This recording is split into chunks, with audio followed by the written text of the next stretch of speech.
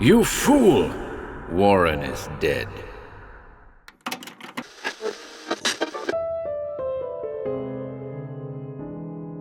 Welcome to HorrorBabble.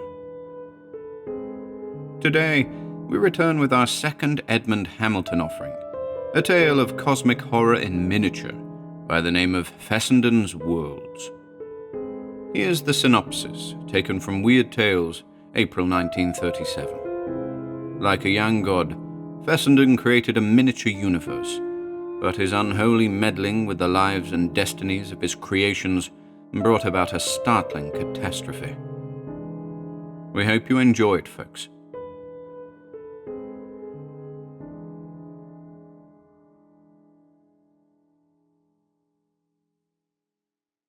Fessenden's Worlds by Edmond Hamilton. I wish now that I'd never seen Fessenden's damnable experiment. I wish my cursed curiosity had never taken me into his laboratory that night, to witness the thing that destroyed my peace of mind forever, and made me for the rest of my life a somber and soul-sick man. Arnold Fessenden was the greatest scientist this planet ever produced, and the evilest. I know. I'd have told about it before, but I knew that I wouldn't be believed. He assured me of that himself, grinning with sardonic mirth at me. That night he showed me what I'd like to forget. It was a dark, wet, windy night in late October when I climbed the porch of Fessenden's big stone house near the campus and rang the bell. He lived there quite alone now, I knew. Even his housekeeper had finally declared that she couldn't stand his queer ways any longer. He came to the door himself, his big, powerful figure bulking against the dimly lit hall inside. He stared out at me and said, "Oh, it's you, Bradley. What do you want?" I told him, "That's a poor way to receive guests. I just came over to gab a little. Haven't seen you around the campus lately." He hesitated a moment, then said, "I'm sorry, Bradley. I haven't had many guests of late. Come on in." I went in and sat down in the slovenly-looking living room. Fessenden sat in a chair and looked across at me with a queer mocking light in his piercing black eyes and a sardonic smile on his flat, strong face. I said, "Fessenden, why haven't you shown up at any of the faculty meetings lately? They tell me you've been letting a substitute take care of all your lecture courses, too." Fessenden looked at me with that mocking smile and said, "What I like about you, Bradley, is that you're so transparent. You've heard everyone around the campus saying that I've got a little crazy, so you've come over to see for yourself." "No, that's not so," I protested. "It's true that a good many people have been ridiculing those radical astrophysical theories you propounded, and that some of them think you're more than a little eccentric, but that means nothing to me. I know very well that whenever a man proposes something new, everyone at first thinks he's a little crazy." I continued earnestly. "You know, I'm only a foot soldier in the ranks of science myself, a poor devil of an instructor. Nevertheless, I've always recognized you as a great pioneer. I've been wondering a lot just what you've been working on here so intensively, and I'm honestly hoping you'll tell me something about it. But whether you do or not, you have my admiration and sympathy." Fessenden's smile deepened. He told me, "Bradley, if you expect me to be grateful for your sympathy, you're wrong. I'm not. I've been called cold and unfeeling, and that is just what I want to be. The gabbling of the fools who have been ridiculing me does not disturb me, and means no more to me than does your sympathy." My face must have fallen a little. Fessenden laughed. "I'm glad that is clear to you," he said. "But now that it is, let me tell you that I have decided that I will show you what I am doing after all. I'll show you the greatest experiment which any scientist on Earth has ever conducted." I said, in surprise, "If you feel no more friendliness for me than you say, I don't see why you should." He shrugged mockingly. "Because, unfortunately, I am still an ordinary human being at bottom, Bradley. As such, I have a certain ineradicable amount of exhibitionism in me, which Deplore it as I may, persists, and makes me want to show at least somebody what I have done." He laughed. "Just like any small boy who has built his first kite and wants somebody to see it." "I recognize the folly of this. I am amused by it, but I can't wholly eliminate it from my makeup. Well, why not indulge this irrational desire for applause by demonstrating to you what I've done? You do not have enough intelligence to comprehend it all, of course. Still, you will be an auditor, an audience, and I shall satisfy this itch of mine to let someone know what I've accomplished." I said quickly, "I promise that I'll keep everything you tell me absolutely confidential." Fessenden roared with laughter. "You needn't promise that. For all I care, you can go out and tell the whole world what you see here. Only, if you do, they'll call you a madman, and very likely confine you in an institution. By all means, go ahead and tell them, if you want to." He was still chuckling as he rose to his feet. "It's back in my laboratory, Bradley." "But what is it, anyway?" I asked doubtfully. "What have you done?" "I've created a universe," Fessenden told me. I said impatiently, "That's a grandiose metaphor, but just what does it mean?" "It's not a metaphor at all," Fessenden said blandly. "I mean literally that I have created a universe in my laboratory. A universe that has millions of suns, tens of millions of worlds." I was silent. I was trying to avoid his eyes, to hide my disappointment from him. Fessenden chuckled. "A minute ago," he said, "you were condemning the rest of the university for thinking me insane. Now you're thinking exactly the same thing, aren't you? Wondering how you can get out of this crazy Fessenden's house with good grace." He added, grinning sardonically, "Come along to the laboratory, Bradley, and see for yourself." I followed his tall, powerful figure along the corridor.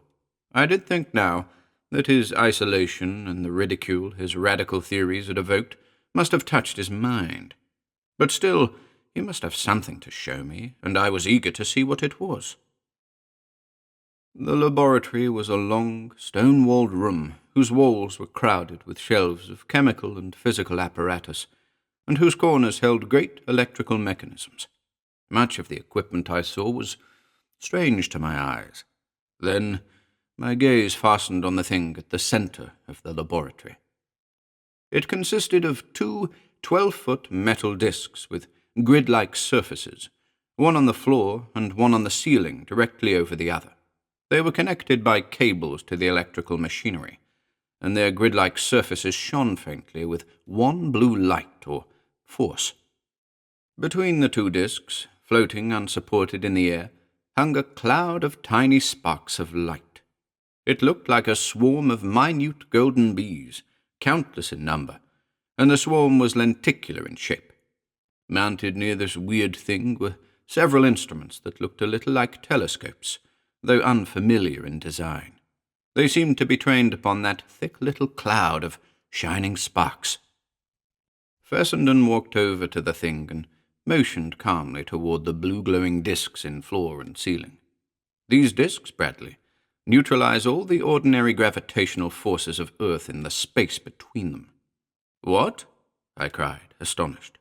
I stepped forward, was about to thrust my hand between the two discs to test the assertion, but Fessenden held me back. "Don't try that," he warned. "The human body is accustomed to Earth's gravitation, and is inwardly braced against it. If you were to step between those discs out of Earth's gravitation, your body would explode from its own inward pressure, just as a deep-sea fish will explode when it is suddenly brought up from the tremendous pressures of its usual depths to the surface." Fessenden added, gesturing to the floating swarm of sparks between the discs. "It was necessary that this should be outside Earth's gravitational influences, for this is the universe I have created."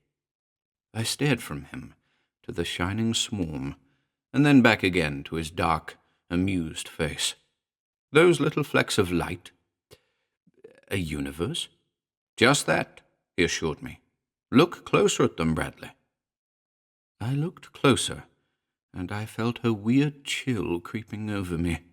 Those points of light were so infinitesimal that I could barely distinguish them one from another, and I knew there must be millions of them in this thick swarm. Yet there were some oddly familiar features about them.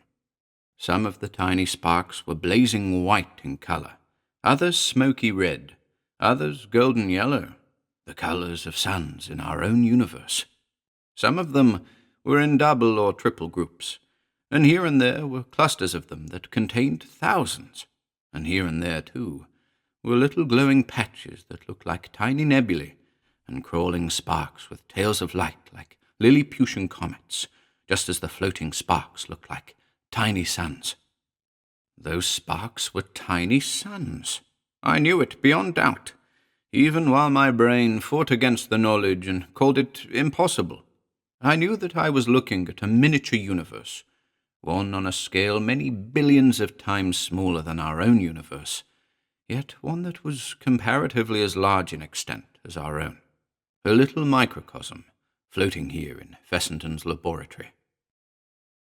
Fessenden's eyes had been following my stupefied change of expression. He said calmly, "Yes, Bradley, it is true. That is a tiny, self-sustaining universe, with its own suns, nebulae, and worlds. Everything in it, down to the atoms which compose it, is infinitely smaller in scale than our own.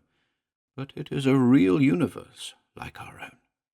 "And you say you created this?" I gasped.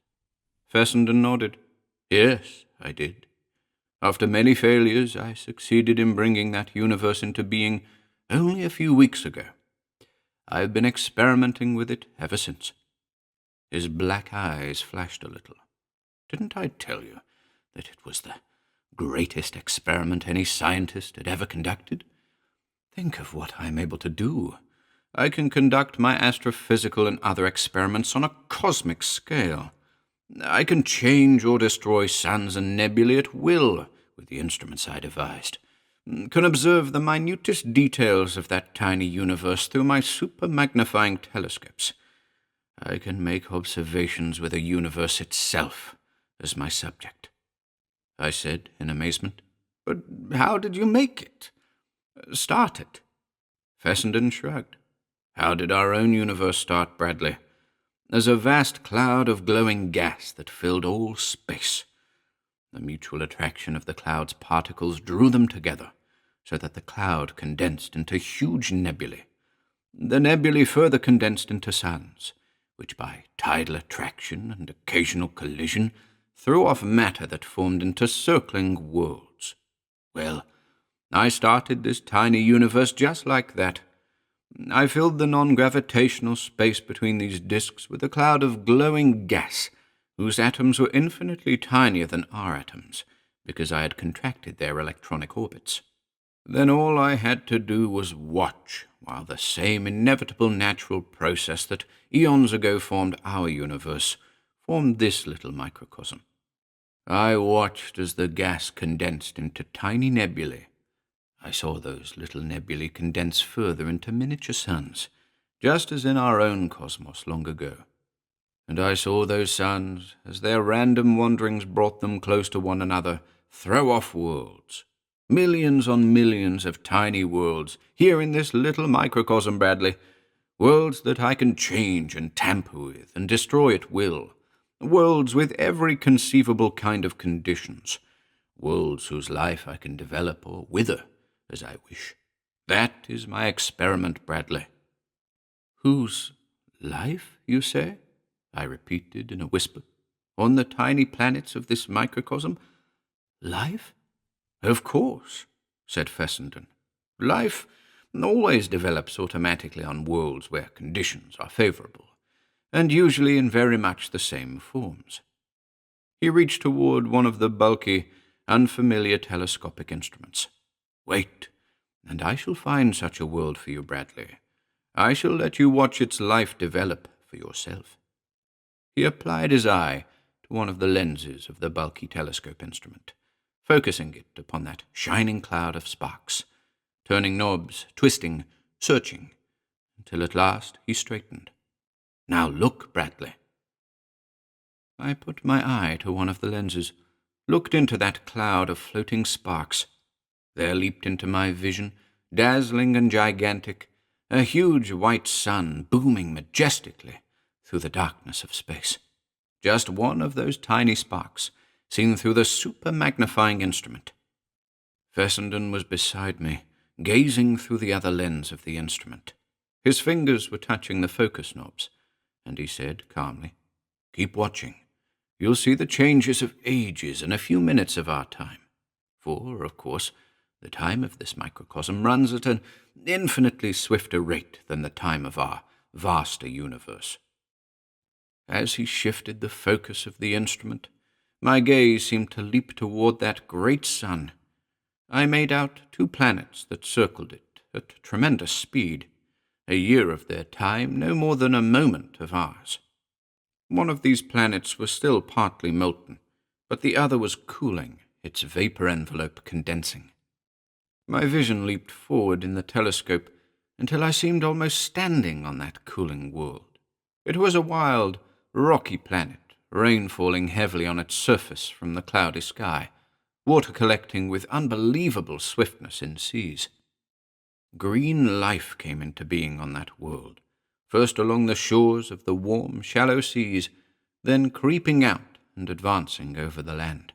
Swiftly, vegetation mantled the globe, and now crawling animal life made its appearance as the ages ticked swiftly by. The animal life developed quickly. So rapid were the changes that my gaze could hardly follow them. Warring species of unhuman monsters passed and vanished.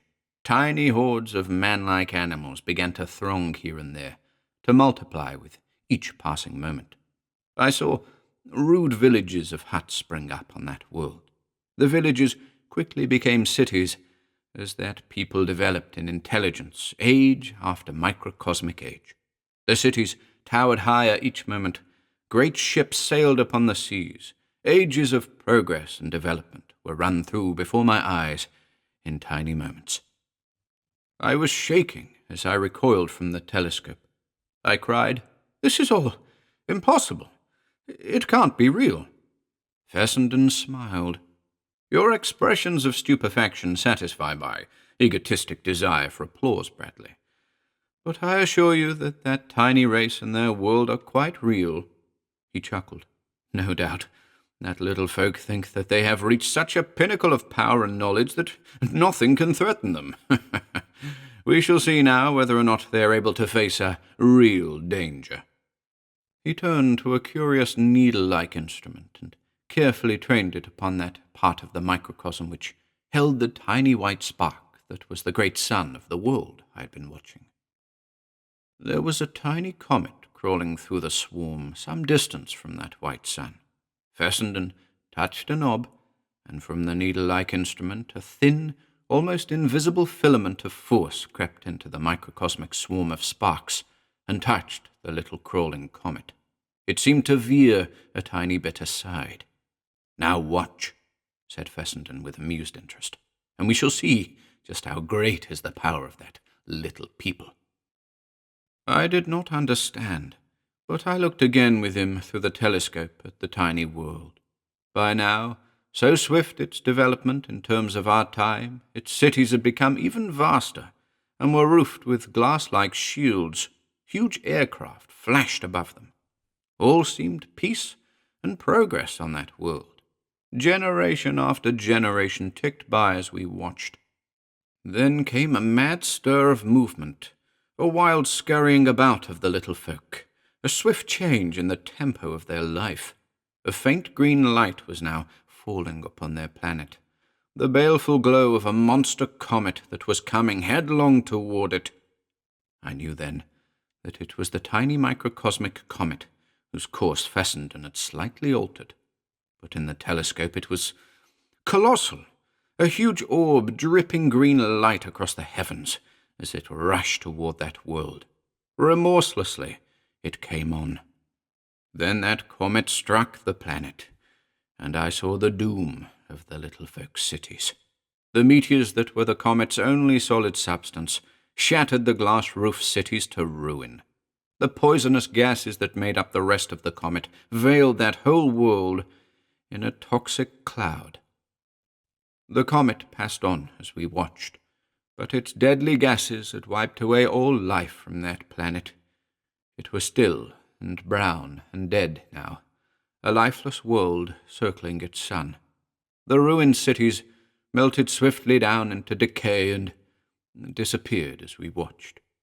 Fessenden's laugh rang in my ears as I stared in stunned horror. "You see? Their knowledge was not enough to save them from the mere slight shifting of the comet's course." "You killed them. Killed every soul on that world." My voice throbbed with the horror that I felt. "Nonsense. It was just an experiment," Fessenden said. "It's no more murder than when a bacteriologist casually destroys germs he experiments with. Those little folk were millions of times smaller than any germ, but they and others like them on the countless worlds of this microcosm provide me with a subject for experimentation which no scientist has ever had before. Look at another world. Here are two that interest me." My vision in the telescope leaped to another sun, for Fessenden had shifted the focus. It was a yellow sun with 4 planets circling it. 2 of them were airless worlds, but the other 2 bore different forms of life, one of them quite manlike, the other verging on the reptilian, each supreme on its own world. Both races had a certain amount of civilization, as was evident from the queer cities on their worlds. There was no contact or communication between them, for the 2 planets were widely separated from each other. "Now I wonder," Fessenden was saying interestedly, "just what the result would be if those 2 races were to come into contact with each other." "Well, we'll soon see," he mused aloud, and reached again toward the needle-like instrument. Again, a ghostly little thread of force stole into the microcosm. I saw its effects through the telescope. One of those planets, beneath the impetus, began to change its orbit. It moved closer and closer toward the other inhabited world. Soon, the 2 were so close together that they had formed an Earth-Moon system, revolving around a common center of gravity as they circled their sun. Soon, very soon, ships began to fly from one world to the other, across the narrowed gulf. Communication had been established, and almost at once came war between the 2 worlds, a conflict of the manlike and reptilian races. Cities were destroyed by flashes of fire in that war. Great throngs went to death in battles of incredible ferocity. The tide turned in favor of the reptilian race. Their invading hordes destroyed the last members of the manlike folk. Then it was all over. The reptilian race reigned supreme over both worlds. "I'm a little surprised. I thought the human race would have won out," Fessenden said interestedly. "Apparently, they didn't have the adaptability of the reptilian race." I cried, "That little human people would have lived for generations in peace and happiness if you hadn't brought that other world into contact with their own. Why didn't you let them alone?" He said impatiently, "Don't be a fool, Bradley. This is just a scientific experiment. Those ephemeral little races and their tiny worlds are merely a subject for study." And he added, "Why, for days I've been observing and changing and tampering with these microcosmic worlds just to see the reactions of their peoples to different stimuli and dangers. I've learned things from them that you'd never dream. Watch, I'll show you others." In a stupefied trance I watched as Fessenden went on, taking my vision to world after world, prodding and changing, observing the fall of empires and the crash of planets with keen, amused detachment. I saw worlds of beauty incredible and worlds of horror unthinkable, planet after planet, race after race, and all of them merely the playthings of the experimenting scientist beside me. Fessenden showed me a planet in the microcosm that was covered with wild forest, in which dwelt little communities of hunting folk who chased the beasts of the forest. Generation after generation flashed by without change in their rude society. They were content to hunt and eat and love and die, without developing any higher civilization. Then Fessenden turned upon that little world a tiny ray that altered its chemical stability.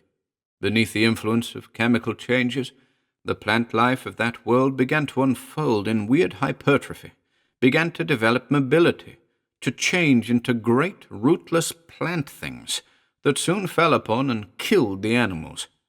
The communities of hunters battled valiantly for a few generations against the moving plant hordes, but in the end they all succumbed, and that world was covered only with restlessly moving plant life. And Fessenden brought into our observation another world, planet of a sun out near the microcosm's edge. It was a watery world, covered with oceans over all of its surface, and teeming life had developed in that planetary sea into intelligent, seal-like people who had reared in the sea great submarine cities whose spires lifted here and there above the waters. Fessenden's filaments of force played upon that world, and the seas began to dwindle, the water molecules to fly off into space. And as the seas rapidly shrank, for generation after generation, more and more of that world became dry land, and the seal people had to desert many of their cities and retreat back with the waters. Very soon, as we watched, there was but one shallow sea remaining on that little world, and here were crowded the last of the seal folk, and here they fought blindly with all manner of scientific devices to prevent the evaporation of this last refuge. But the remorseless process that Fessenden had started went on, and that last sea dried and disappeared also, and there was only a desert planet with the ruined wrecks of the dead seal folk's city standing here and there as memorials of the vanished race. World after world my dazed eyes watched. I saw an icy planet that swung far out from its parent sun, and upon which was strange life adapted to the cold, bloodless little folk who had reared also a mighty civilization. Their weird palaces and cities rose amid the awful chasms of eternal ice, and it was evident that they were far advanced in scientific power. Fessenden reached and touched their sun with a tiny thread of force, and that sun blazed suddenly hotter and brighter, casting forth a quadrupled radiance. Its increased heat began to melt the ice sheath of that far-swinging little world, and its people began to perish from the unaccustomed warmth. We saw them frantically laboring for the next generation at a great work upon the site of their little world. Then its purpose became clear to us, for from that spot there projected a plume of fire and force, whose rocket-like push moved their little planet suddenly outward. They were moving their world farther from their sun to escape the increased warmth, and at a suitable distance they let it settle into a new orbit, where it was as cold as before, and Fessenden laughed and applauded their ingenuity. And there was a world whose crowded peoples were ruled by an oligarchy of living brains. Time after time, each generation that passed, we saw the enslaved people revolt against the tyranny of the brains, and each time the weapons of their unhuman masters subdued them. Fessenden's probing threads of force reached deep into the bowels of that little planet, and it rocked with terrific quakes that threw up vast masses of radioactive material from the interior, and a strange, glowing plague seized the bodies of the people and also seized the brains, so that they began to rot and die. Swiftly the people were annihilated by that glowing rot, but the brains managed to contrive for themselves an antidote against the deadly infections, so that most of the brains survived. For a few generations, the brains clung to existence, served now by machines of their own devising.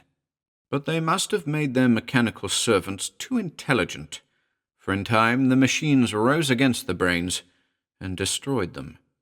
And later still, without any directing intelligence, the machines themselves came to wreck and vanished from that world. Dazed with horror, I watched as we viewed world after world of the microcosm, as Fessenden probed and changed and destroyed. And then there came into my view a world whose aching beauty brought tears to my eyes, a green and blossoming world whose people were human, but of a fineness and beauty far beyond our own humanity. Not upon their world were any towering cities, or huge machines, or swarming vehicles. Their civilization had reached a plane above crude material progress, and their planet was like a green and surpassingly lovely park. Here and there, amid the flowering trees, shimmered exquisite buildings, and through flowers and forests went white-robed noble men and beautiful women, and their knowledge had almost conquered death, since for many microcosmic generations they remained unchanged. I watched that world through the telescope with my heart struck at the vision, and in the peace and loveliness of that planet and its people I seemed to catch a glimpse of what humanity might aspire to in some unthinkably far future.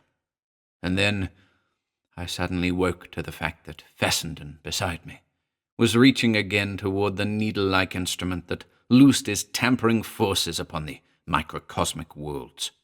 I broke then from my trance and cried out horrified, "Fessenden, you can't do anything to endanger that world."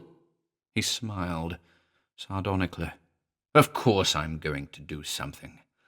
I want to see whether that people have not become decadent in their peace and plenty, whether the science that brought them up to that level can save them now, when real danger threatens." He chuckled as he sighted the needle-like thing. "A mere tiny thread of force, but it will cause their little sun to spin so fast that it will break up. Will that people have the resourcefulness to save themselves by flight to another sun? We shall soon see."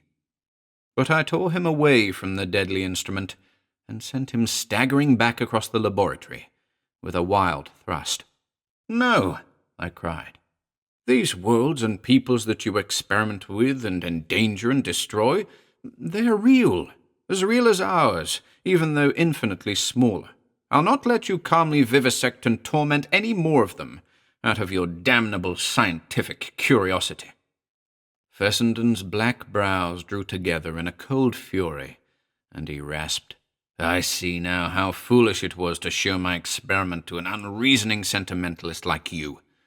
But that microcosm is my experiment, my property, and I'll experiment with and destroy every world in it if I please. Get away from that instrument." "I won't do it," I shouted. "You've wreaked horror enough on those tiny planets with your inhuman experiments, subjecting those little races to agony and toil and death just to gratify your unholy curiosity. You're not going to do it now with this little world." Fessenden sprang straight at me, rage burning in his black eyes. His heavy fist descended on me and knocked me away from the instrument I held. I reeled back from that blow, and at that moment I heard a hoarse cry. Fessenden had tripped on one of the cables in his wild spring, and was toppling into the space between the two discs. His toppling body struck the microcosm squarely, and it crashed around him in a broken shower of sparks. A universe wrecked in a second. At the same time, Fessenden's body exploded. It exploded into a bloated, torn thing of flesh, just as he had warned me any human body would do if it entered the area between the discs where there was no gravitation.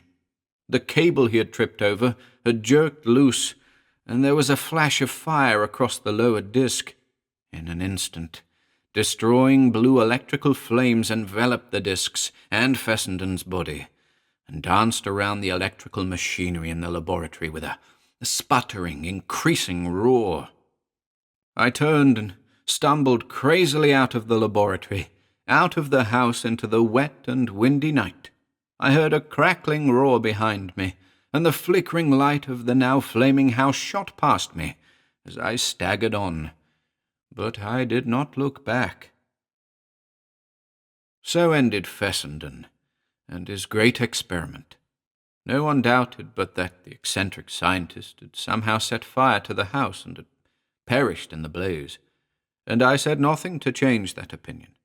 And very soon his end was no longer remembered, and Fessenden is now forgotten by Every one. By everyone except me.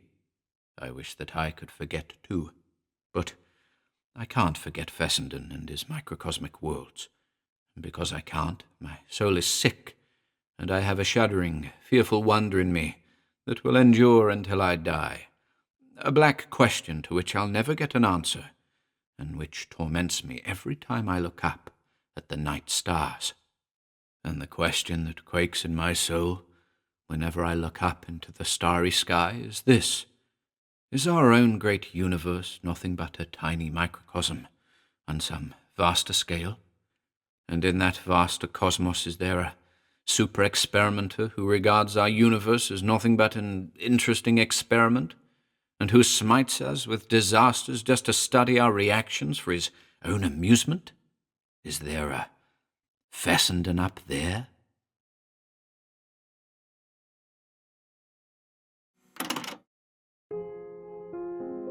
If you enjoyed listening today, be sure to subscribe to the channel by hitting the red subscribe button below.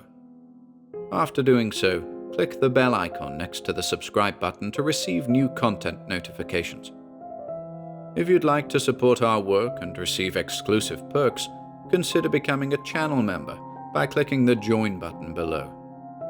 To support us in other ways, see the video description for links to our Bandcamp and Patreon pages, our merch store over at Teespring, and further information relating to our releases on Audible, iTunes, and Spotify. And until next time,